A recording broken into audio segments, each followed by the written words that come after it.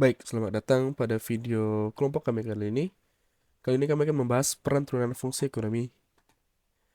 Peran turunan fungsi eh, di penerapan ekonomi.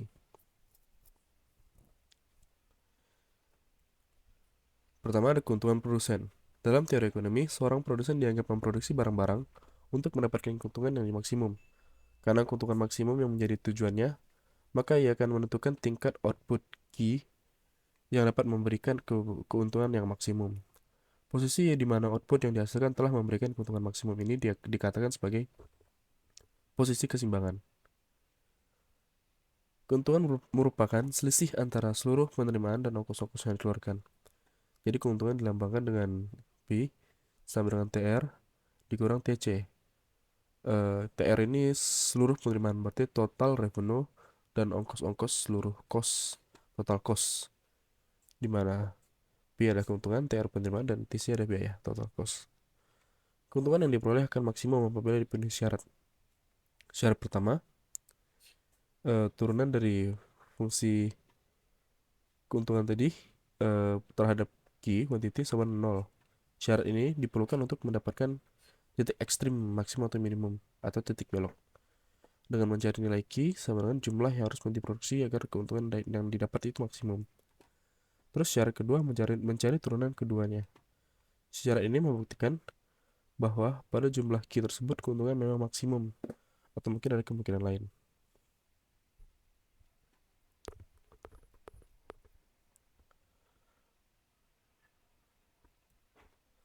Contoh, bila penerimaan total produsen ditunjukkan oleh persamaan TR sama dengan 100 Q dikurang 4 Q kuadrat dan biaya totalnya ditunjukkan oleh persamaan TC sama dengan 50 ditambah 20 Q, maka tentukan jumlah output yang harus diproduksi agar supaya produsen memperoleh keuntungan yang maksimum. Diketahui fungsi keuntungan itu sama dengan 100 Q. Fungsi keuntungan kan tadi awalnya TR dikurang TC kan, maka TR 100 Q kurang 4 Q kuadrat dikurang 50 tambah 20 Q. Maka fungsi keuntungannya adalah 80 Q dikurang 4 Q kuadrat kurang 50. Keuntungannya akan maksimum bila memenuhi syarat tadi. Turunan pertama terhadap Q sama dengan 0. Maka turunan pertama dari ini 80 dikurang 8 Q. Ini pangkat 2 diturunkan 4 ke 2 dan Q-nya jadi pangkat 1, 50-nya konstanta dijadikan 0. Maka Q-nya sama dengan 10. Terus turunan keduanya ini min 8. Dan min 8 ini kurang dari 0. Jadi, berapapun nilai Q, turunan keduanya selalu bernilai negatif. Jadi, Q sama dengan 10 akan memberikan keuntungan maksimum. Jadi, seorang produsen akan mendapatkan keuntungan maksimum apabila dia memproduksi barang sejumlah 10 Q ini. Jumlah tadi dapat juga dicari dengan cara berikut. Keuntungan yang maksimum apabila margin revenue sama dengan margin cost. Margin revenue itu adalah turunan pertama dari total cost. Jadi margin revenue itu adalah 100 dikurang 8 Q dan margin cost adalah turunan pertama dari total cost 50 ditambah 20 Q, maka margin costnya sama dengan 20. Terus dimasukkan MR sama dengan MC 100 Q. 100 dikurang 8 Q sama dengan 20, maka Q-nya sama dengan 10. Sama dengan yang tadi, Q-nya sama dengan 10. Terus syarat yang kedua, eh, turunan dari MR terhadap Q lebih kecil daripada turunan dari MC terhadap Q.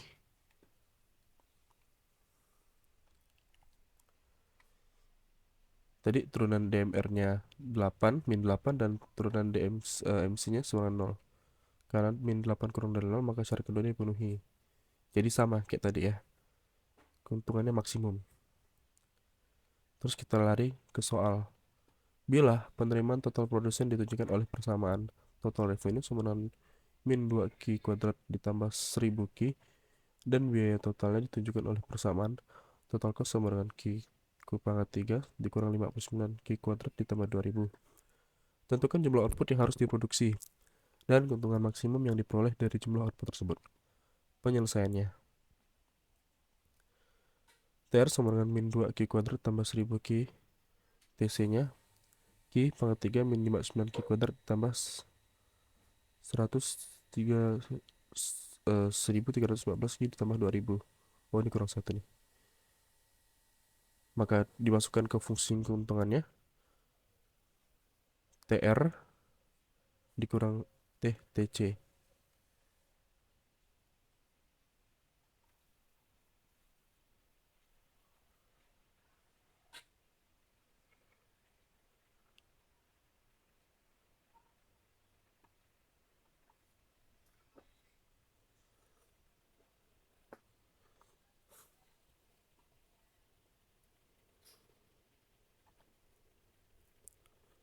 Terus didapati hasilnya sama dengan min dalam kurung min Q ditambah 3 dalam kurung Q min 35 sama dengan 0. Dari sini kita bisa mendapati bahwa Q1 sama dengan 3 dan Q2 sama dengan 35.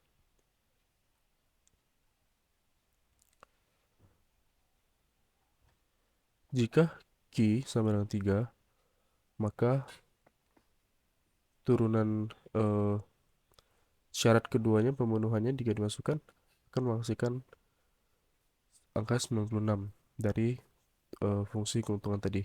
Kalau 35 min 96. 96 ini eh, lebih dari 0, sedangkan min 96 kurang dari 0. Maka yang dicari tingkat produksi yang menghasilkan keuntungan maksimum adalah 35 unit. Karena dia kurang dari 0. Harus memenuhi syarat kedua.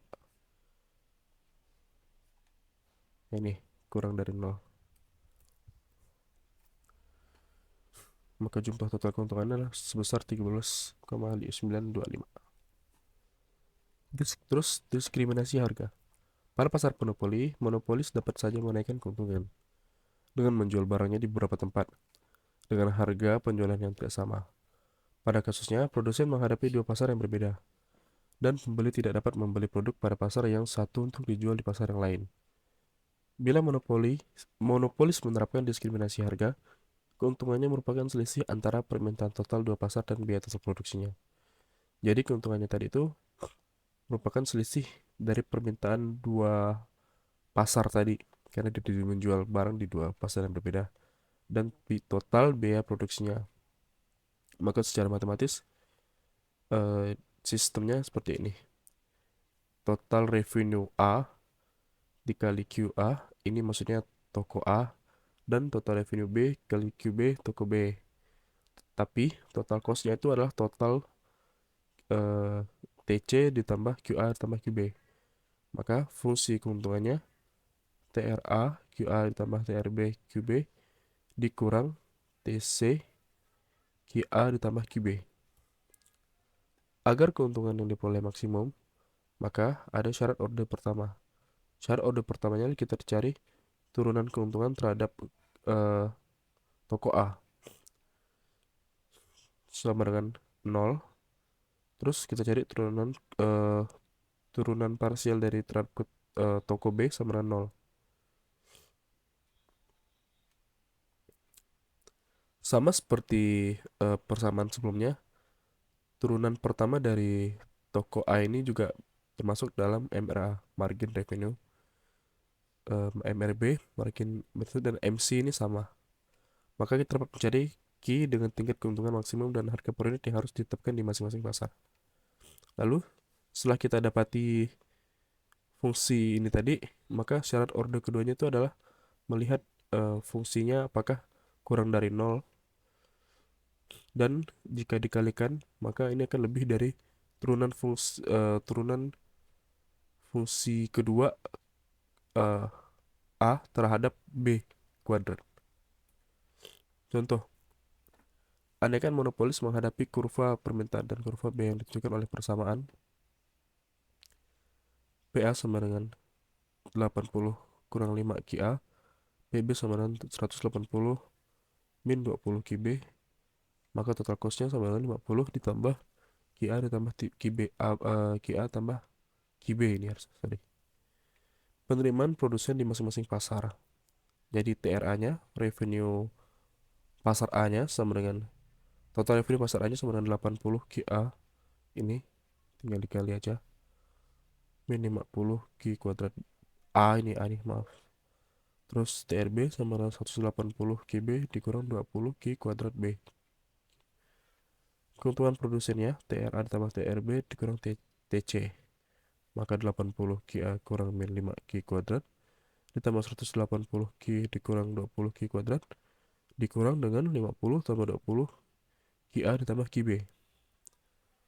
Lalu kita lihat syarat order pertamanya. Kita mencari turunan dari fungsi keuntungan terhadap QA. Dari persamaan ini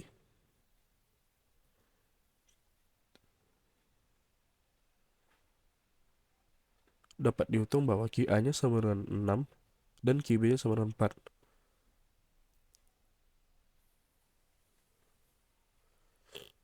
Lalu kemudian syarat order keduanya didapati, turunan keduanya terhadap QA sama dengan 10, min 10, dan turunan kedua keuntungan terhadap pasar B sama dengan min 40.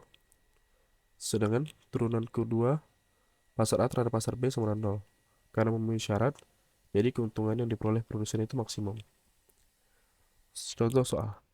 PLN adalah industri monopolis yang memiliki biaya rata-rata konstan sebesar 2 per unit. Permintaan pasar 1, Q1 sama dengan 10 min 2 P1. Pasar keduanya, Q2 sama dengan 20 min P2. Maka berapa keuntungan maksimumnya?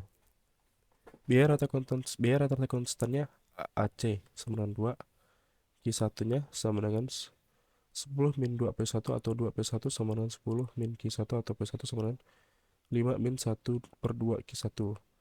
Q2-nya 20 dikurang P2 atau P2 sama dengan 20 min Q2. Jawabnya. Pada pasar 1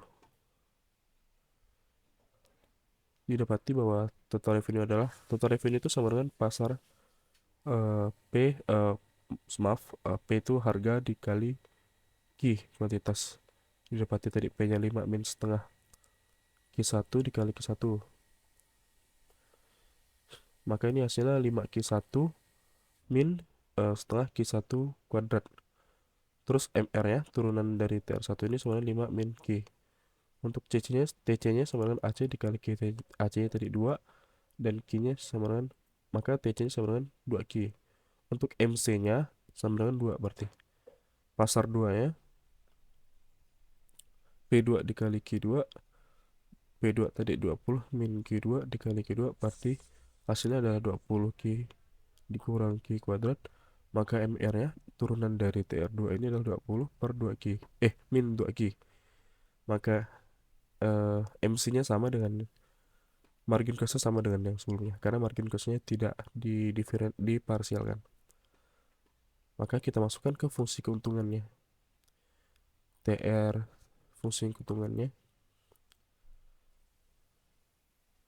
TR ditambah TC TR1 ditambah TR2 dikurang TC.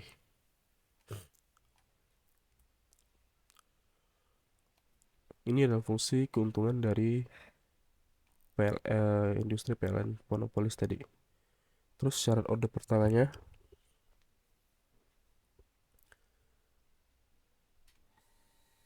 dicari turunan terhadap Q1. Maka didapati 5 min Q1 min 2 sama dengan 0. Maka Q1-nya sama dengan 3. Lalu dicari turunan terhadap Q2-nya. Didapati 20 min 2 Q kuadrat min 2 sama dengan 0. Maka Q2-nya sama dengan 9. Lalu dari Q1 Q2 ini kita masukkan ke fungsi keuntungannya. Keuntungannya mendapati ada 88,5. Lalu kita lihat cara order keduanya adalah untuk menentukan apakah keuntungan ini maksimum atau tidak. Kita cari turunan kedua dari terhadap Q1 yang ini, maka hasilnya adalah min 1 terhadap, terus turunan kedua terhadap ini hasilnya adalah min 2. Min 1 dan min 2 sama-sama kurang dari 0. maka keuntungan yang diperoleh oleh PLN itu dinyatakan maksimum. Fungsi produksi. Produsen dalam memproduksi barang mempunyai landasan teknis. Fungsi produksi adalah suatu fungsi atau persamaan yang menunjukkan hubungan antara tingkat output dengan tingkat penggunaan input-output. Misalnya, Q sama dengan fungsi X1, X2, X3, atau Xn, di mana Q menunjukkan besarnya output dan X1, X2, X3, Xn adalah input-input yang digunakan. Jadi apabila kita ingin menghasilkan sebuah output, maka output itu sendiri itu di dalamnya ada input-input X1, X2, X3. Q ini biasanya disebut dengan total physical product atau TPP. Kurva ke TPP ini juga kurvanya menunjukkan tingkat produksi total Q pada berbagai tingkat penggunaan input dan variabel dan input-input lain dianggap tetap.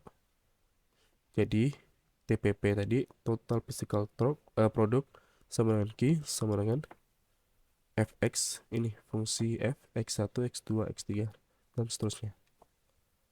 Lalu kurva lain yang dapat diturunkan dari kurva TPP adalah kurva marginal physical product MPP dan kurva average physical product atau APP. Kurva MPP adalah kurva yang menunjukkan tambahan TPP karena adanya tambahan penggunaan satu unit input variable. MPP sama dengan turunan dou TPP per dou X sama dengan dou Q per dou X atau sama dengan dou Fx per dou X. Kurva APP adalah kurva yang menunjukkan hasil rata-rata per unit input variabel pada berbagai tingkat penggunaan input tersebut. APP sama dengan TPP per X sama dengan Q per X atau sama dengan Fx per X. Dari gambar ini kurvanya. Dari kurva ini dapat dilihat bahwa bila APP menaik, yang ini APP menaik, maka MPP-nya itu lebih dari APP. Maka MPP-nya itu lebih besar daripada APP. Dan jika APP menurun, maka MPP-nya itu lebih kecil daripada APP. Dengan ini maka didapati persamaan APP sama dengan AX A per 0XA. Besaran yang menunjukkan gradien garis OA ini OA. Garis yang menghubungkan titik A dengan origin. Maka MPP XA sama dengan dou TPP per dou XA sama dengan F aksen XA. Bila penggunaan input X terus bertambah, katakanlah sebesar XB, apabila ada tambah variabel XB baru di sini sebesar XB, maka sekarang APP-nya sama dengan B XB per 0 XB. Ini menunjukkan gradien OB. Ya ini sekarang gradien OB. Sedangkan gradien garis singgung kurva TPP di titik PP, garis singgung ini ditunjukkan oleh MPP XB sama dengan dou TPP per dou XB sama dengan Fxb. Pada gambar ini, garis singgung kurva TPP di titik B melalui titik origin. Maka dapat dikatakan bahwa APP-nya sama dengan MPP. Atau APP sama dengan TPP per X. APP akan maksimum apabila turunan dari APP terhadap X ini sama dengan 0. Atau sama dengan dTPP per X per dx sama dengan 0. Ini dari persamaan ini dapat disetengahkan lagi menjadi X dTPP per dx dikurang TPP per X kuadrat. Suatu bilangan pecah sama dengan 0 hanya jika pembilangnya sama dengan 0 atau X dTPP per dx per TPP sama dengan 0.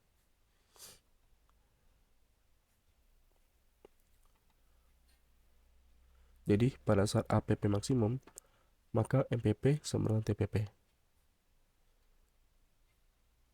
Untuk lebih jelasnya kita bisa lihat contoh. Bila fungsi produksi ditunjukkan oleh persamaan A sama dengan 5x pangkat 2 per 5 Y 3 per 5, maka marginal physical productivity untuk X-nya sama dengan MPPX sama dengan 5 2 per 5 dalam kurung X min 3 per 5 Y 3 per 5 sama dengan 2X min 3 per 5 Y 3 per 5. Ini kita menemukan rumus yang ini. Jadi MPP XB itu sama dengan turunan dari TPP terhadap XB atau fungsi XB nya sendiri. Jadi MPPX ini kita cuma tinggal cari turunan parsial terhadap X. Kalau misal turunan perangsang terhadap X-nya berarti karena ini X dikali Y pangkat 35, maka Y-nya dibiarkan. Yang kita carikan X-nya, maka 2/5-nya diturunkan, maka pangkatnya dikurang 1. 2/5 dikurang 1, hasilnya X pangkat min 3Y per 5. Maka hasil segini. Begitu juga untuk Y, X-nya dibiarkan, yang diturunkan pangkatnya adalah pangkat Y-nya, 3/5. 5 dikali 3/5 hasilnya 3X 2/5 Y min 2/5. Jadi ini hasil margin physical productivity untuk X, juga untuk Y.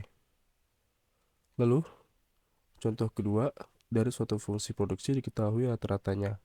Diketahui APP-nya sebesar 100X min 2X kuadrat. Tentukan besarnya APP pada saat penggunaan input X sama dengan 30. Berapakah besarnya MPP pada saat APP maksimum? Dan berapakah produksi total pada dua keadaan tersebut? Diketahui APP-nya 100X min 2X kuadrat. TPP-nya sama dengan APP dikali X. Dapat ini dari mana? Karena APP tadi itu sama dengan TPP per X. Maka TPP adalah APP dikali X. Kita tinggal masukin APP-nya 100X min 2X kuadrat dikali X. Maka hasilnya 100X kuadrat 2X pangkat 3. Maka MPP ini sama dengan dou TPP terhadap X. Maka turunan dari TPP ini ya. MPP-nya sama dengan 200X min 6X kuadrat. Lalu, pada penggunaan X sama dengan 30, maka besar MPP-nya sama dengan, tinggal masukkan 20 dikali 30 min 6 kali 30 pangkat 2. Hasilnya sama dengan 600. Lalu pada saat APP maksimum, maka syarat order pertamanya dari turunan APP, fungsi APP ini, syarat order pertamanya, turunan pertama itu harus sama dengan 0. Maka turunan pertamanya dari 100X min 2X kuadrat ini sama dengan 100X min 4X sama dengan 0. Maka X sama dengan 25. Lalu syarat order keduanya, turunan kedua terhadap X-nya dia harus kurang dari 0. Turunan kedua dari fungsi APP ini adalah sama dengan min 4. Karena min 4 sama dengan kurang dari 0, maka X sama dengan 25 ini termasuk APP maksimum. Lalu untuk X sama dengan 25 ini, maka besar MPP-nya sama dengan, tinggal dimasukin aja, 200 kali 25 kurang 6 kali 25 pangkat 2 sama dengan 1250. Besarnya TPP-nya tinggal dimasukin, ada 2, kita dapat tadi X 30 untuk yang pertama, dengan X 25 ini untuk yang maksimum. Didapati hasilnya 36.000 dengan 31.250.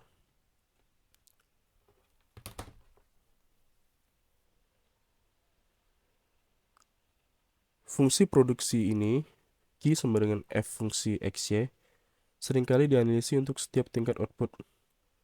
Jadi Fxy sama dengan konstan. Fungsi produksi sekarang mengandung dua variabel saja, yaitu X dan Y. Dan kurvanya yang disebut isoquant dapat digambarkan. Setiap kurva isoquant dapat menunjukkan kombinasi input X dan Y untuk menghasilkan output tertentu. Pada suatu isoquant, pengurangan pemakaian satu jenis input harus diimbangi dengan kenaikan pemakaian input yang lain. Gradien garis singgung di isoquant, yaitu dy per dx, menunjukkan berapa X harus diganti oleh Y agar tingkat output jumlahnya tetap. Jadi, kurva isoquant adalah kurva yang menunjukkan berbagai kemungkinan kombinasi teknis antara dua input variabel untuk menghasilkan suatu tingkat output tertentu. Kegunaannya untuk menghasilkan sejumlah output tertentu dengan biaya total yang minimum. Agar supaya kombinasi ini dapat ditentukan, maka akan ada 3 informasi yang diperlukan, yaitu A, isoquant untuk tingkat suatu output tertentu, harga input X, harga input Y. Harga input X dan Y digunakan untuk menentukan biaya untuk menghasilkan output tersebut. Sistem matematisnya dapat dituliskan C sama dengan PX, X ditambah PYY, di mana C sama dengan biaya, PX itu harga X dan harga Y. X, Y ini adalah jumlah input X dan Y yang digunakan.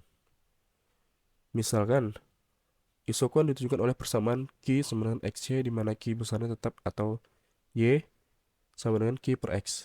Biaya untuk menghasilkan outputnya menjadi eh, C sama dengan harga X terhadap output X ditambah harga Y terhadap Q per X. Lalu, maka harus dipenuhi syarat. Jadi kalau misalnya kita mau biaya yang digunakan untuk menghasilkan outputnya minimal, maka harus dipenuhi syarat di dc terhadap dx sama dengan 0. Jadi fungsi turunan ini sama dengan 0 atau dc per dx sama dengan px min pyq per x kuadrat sama dengan 0 atau px min py sama dengan q x kuadrat. Padahal dari persamaan isukuan y sama dengan q per x dapat diperoleh dx sama dengan min q per x kuadrat. Jadi px per py sama dengan min dy per dx. Telah diketahui bahwa dy per dx sama dengan min do f per dx per do f per dy sama dengan min mppx per mppy. Jadi py per dx ini sama dengan mppx per mppy atau mppx per mpx sama dengan mppy per py. Persamaan terakhir ini merupakan dalil dari least cost combination. Terpenuhinya dalil ini dapat diartikan bahwa produsen telah mencapai posisi biaya minimum pada suatu tingkat tertentu, output tertentu. Lalu kita bisa melihat contoh. Fungsi produksi di persamaannya Q sama dengan XY, harga inputnya sama dengan 5 dan harga input Y-nya sama dengan 4. Lalu berapakah biaya minimum yang harus dikeluarkan oleh produsen untuk pengumpulan 500 unit? Di sini didapati isokuannya XY sama dengan 500, maka isokuannya itu sama dengan X sama dengan per 500 per Y. Lalu dimasukkan ke persamaan isokosnya C sama dengan 500 per Y tambah 4Y, maka sama dengan 2500 per Y ditambah 4Y. Nih persamaan ikos-kos ini. Agar supaya minimum, maka harus dipenuhi syarat turunan C terhadap Y sama dengan 0. Maka didapati Y-nya sama dengan 25. Untuk Y sama dengan 25, maka X sama dengan 500 per 25 sama dengan 20. Jadi, biaya untuk memproduksi 500 unitnya adalah C sama dengan 5, 20 ditambah P 4, 25. 100 tambah 100 sama dengan 200. Lalu kita lihat syarat keduanya. Kita lihat turunan keduanya dari 2500 ini ditambah 4, maka turunan keduanya itu adalah 2500 per Y 4 kuat 4 Y pangkat 4, maka hasilnya adalah 5000 per Y pangkat 4. 5000 per Y pangkat 4 ini lebih dari 0, maka Y sama dengan 25. Itu berarti isokosnya itu minimum. Soal, upah tenaga kerja pada sebuah perusahaan adalah 4 juta per tenaga kerja dan biaya modalnya sebesar 8 juta per unit. Sedangkan jumlah dana uang tersedia adalah 60 juta. Buatkan fungsi isokosnya dan dari biaya tersedia berapa unit minimum harus diproduksi buat. Pembahasannya diketahui bahwa isokosnya tuh costnya tuh 160 juta. Dia punya dana yang tersedia. Dari dana tersedia ini fungsi costnya berapa? Terus diketahui PX-nya 4 juta dan P-nya 8 juta. Yang ditanyanya adalah isokuan XY-nya. Atau berapa unit yang harus produksi buat. Terus kita masukkan bersama isokosnya seperti 160 sama dengan 4x ditambah 8y terus sama dengan 180 sama dengan 4x ditambah 8q per x.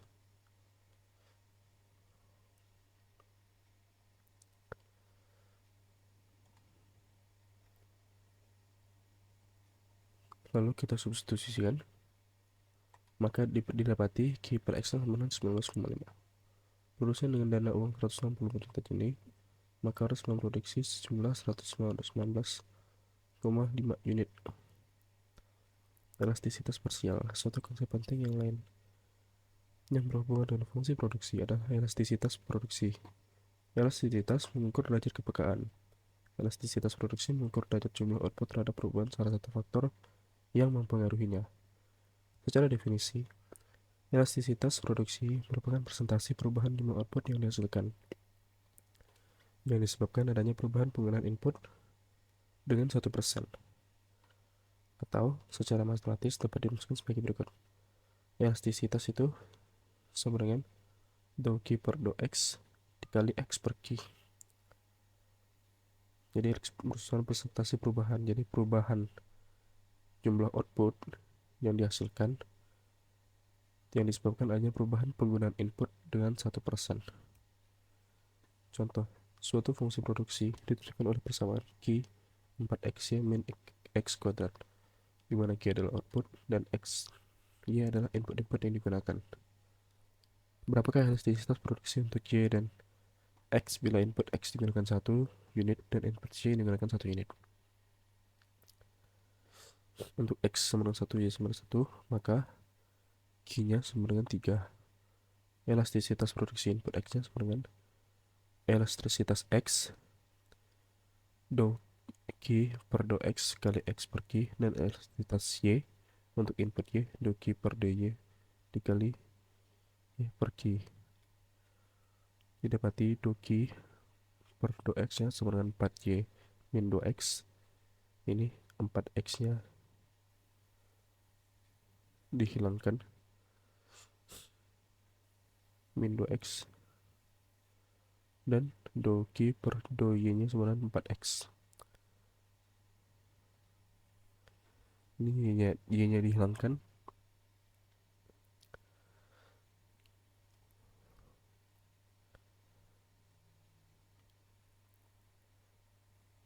dan X nya sama dengan 0. Untuk Y sama dengan 1 dan X sama dengan 1, maka hasilnya sama dengan 2. Y1, X1, maka 4 kurang 2 jadi 2. Jadi X nya tadi dengan masukkan dou Q dou X nya tadi dihasilkan 2 dikali X per Q. X nya tadi 1 per Q, Q nya tadi 3, sama dengan 2 per 3.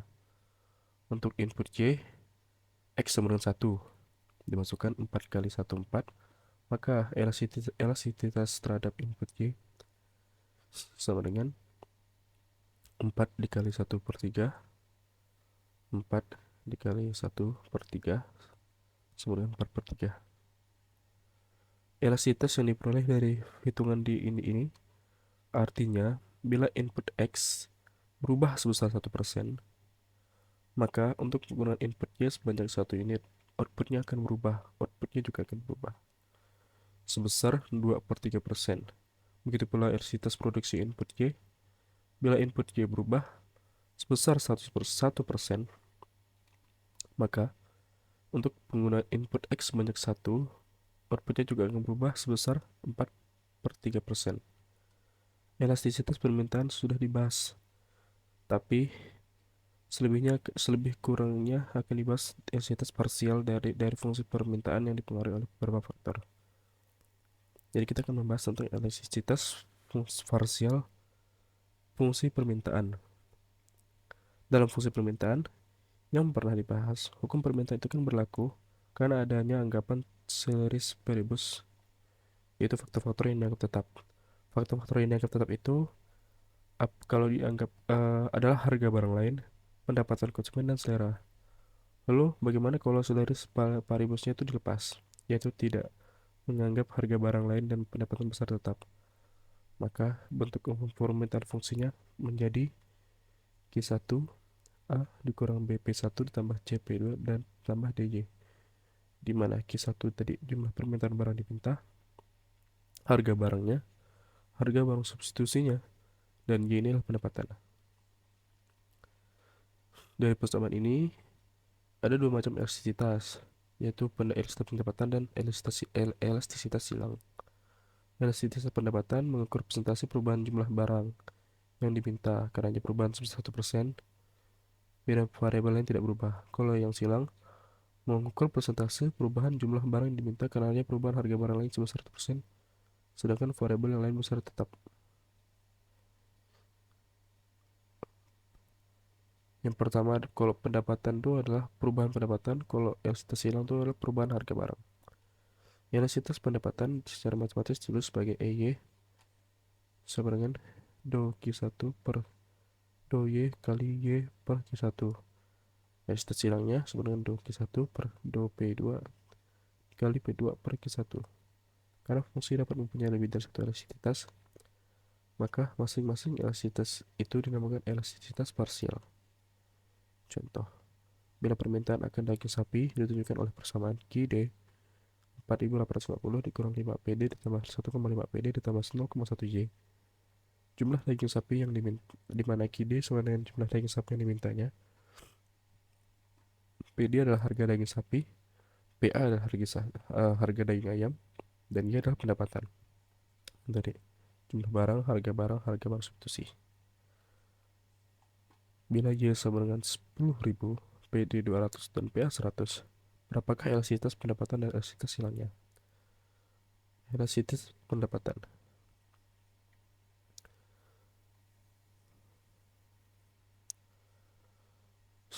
Sebelum itu, kita masukkan tadi bila Y-nya sama dengan 1000, PD 200 dan PA 100, maka fungsi permintaannya akan didapi jumlah daging sapi yang diminta akan dimasukkan 5000. Namun, dari fungsi ini, jika kita mencari turunannya terhadap Y, maka hasilnya sama dengan 0,1. Nih, yang 0,1 Y. Karena yang lainnya dianggap konstanta, dan konstanta dianggap 0. Jadi, E-nya sama dengan 0,1 dikali 10.000 per 5.000 sama dengan 0,2. Y 10.000 per QD. QD sama 5.000 0,2. E-nya ini kurang dari 1, maka pendapatan bersifat inelastik. Artinya, jika ada kenaikan pada pendapatan, maka proporsi kenaikan permintaannya lebih kecil daripada proporsi kenaikan pendapatan. Kaidah elastisitas silang adalah sebagai berikut. ES-nya ES do QD per do PA dikali PA per QD. Terus turunan do QD per PA didapati sama 1,5. Ini dari fungsi ini 1,5 dan Q-nya sama 5000, maka S-nya 1,5 100 PA 100 per 5000 sebenarnya 0,03. Untuk barang substitusi seperti daging sapi dan ayam, apabila turunan do Q1 per do P2 nya lebih dari 0 dan elastisitas silangnya bertanda positif, lalu dia akan disebut barang komplementer apabila kurang dari 0 dan elastisitas silangnya bertanda negatif. Jadi jika elastisitas silangnya lebih dari 0 dan bertanda positif, maka dia termasuk barang substitusi. Tapi apabila berkurang dari 0 dan bertanda negatif, maka dia termasuk dalam barang komplementer. Bila sama dengan 0, maka sebenarnya barang ini tidak ada hubungannya, tidak berpengaruh satu sama lain. Angka pengganda. Turunan parsial dapat juga digunakan untuk mendapatkan berbagai angka pengganda multiplier. Model untuk menentukan pendapatan secara umum dapat ditulis Y sama dengan C ditambah I ditambah G ditambah X min M, di mana Y sama dengan pendapatan, G pengeluaran pemerintah, C konsumsi, I investasi, M impor, dan X ekspor. Ekspor dikurang impor. Model inilah model untuk perekonomian 4 sektor.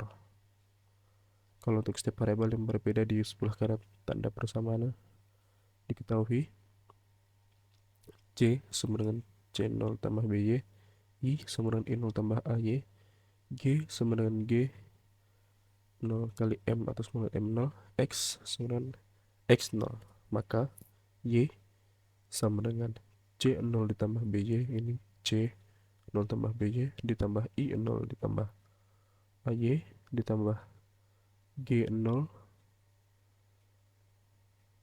ditambah X0 dikurang M0, atau Y dikurang BY dikurang AY sama dengan ini. Jadi tingkat keseimbangan harga adalah Y sama dengan 1/1 min B dikurang A. Bila dari persamaan terakhir ini diambil turunan parsialnya, maka diperoleh angka pengganda. Jadi angka pengganda itu adalah turunan parsial dari fungsi ini, tapi diturunkan oleh parsialnya diturunkan ke satu variabel ada. Jadi kalau angka pengganda untuk pengeluaran pemerintah tuh ngambilnya yang G, turunan Y terhadap G. Angka pengganda impor itu turunan Y terhadap impor. Konsumsi turunan Y terhadap konsumsi. Untuk sisanya itu sama, pakai turunan Y 1/1 min B min A. Dalam satu perekonomian dengan tiga sektor diketahui, Y sama dengan C ditambah 1 ditambah G. C sama dengan C0 ditambah BY, dan I sama dengan I0 dan G sama dengan G0. Di mana C0 sama dengan 135, B 0,8, I 75, dan G 30. Tentukan persamaan tingkat keseimbangan pendapatan. Tentukan besarnya pendapatan keseimbangan dan berapakah harga penggandanya. Jawabannya yang A. Kita menentukan persamaan tingkat keseimbangannya. Didapati Y sama dengan C tambah I tambah G. Maka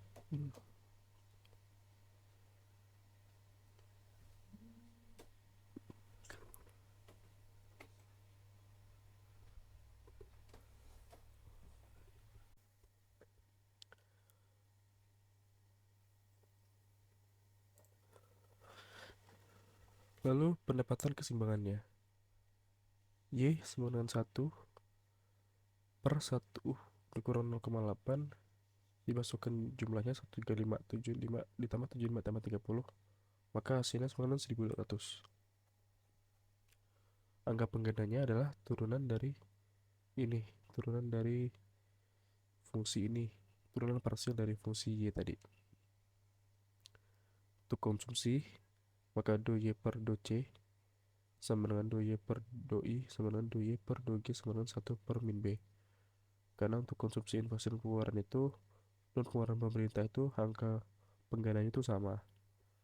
Tapi kalau misalnya sama sih sebenarnya, sama dengan 1 min 1 B. Untuk B sama dengan 0,8, maka angka penggandanya sama dengan K sama dengan 1/1 dikurang 0,8 sama dengan 1/0,2 sama dengan 5.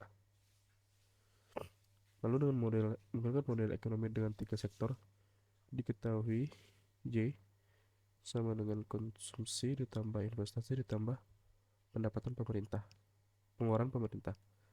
Maka G-nya sama dengan C0 tambah BYD. I sama dengan I0, G sama dengan G0, YD sama dengan Y kurang T. Dimana C sama dengan 100, B sama dengan 0,6, I sama dengan 40, dan G 30, dan T 50. Maka tentukan besarnya Y dan K.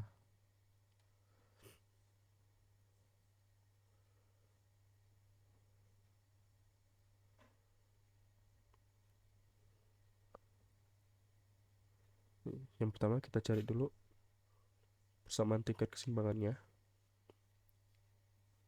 sama dengan Y sama dengan 1 dikurang 1 min B. Lalu kita cari tingkat keseimbangan itu sama dengan 350, maka angka penggandanya itu sama dengan 2,5. Pada contoh ini, ternyata dengan dimasukkannya pajak lumsum dan konsumsi yang merupakan fungsi dari pendapatan siap pakai, angka pengganda besar tetap, yaitu sebesar 1/1 min B.